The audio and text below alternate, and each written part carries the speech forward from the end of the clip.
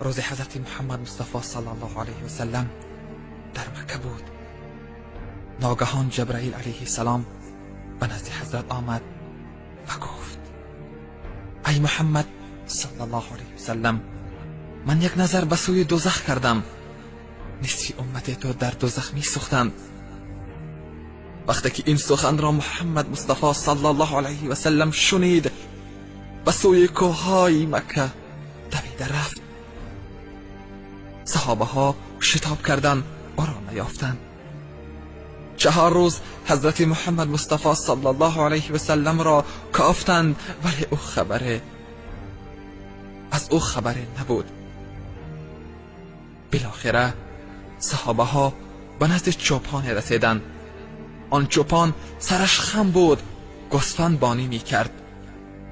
پرسیدند: ای چوپان، محمد صلی الله علیه و سلم را می شناسی؟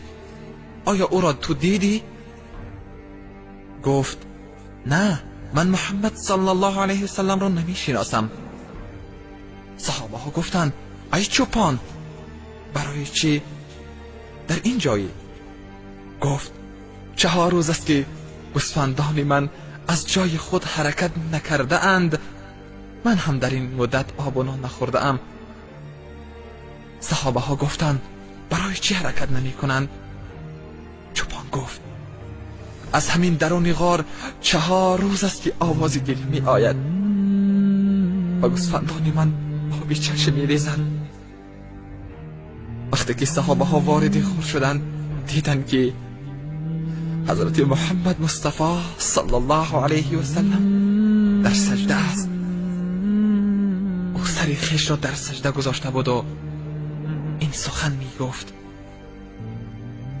خدایا، امتان مرا گناه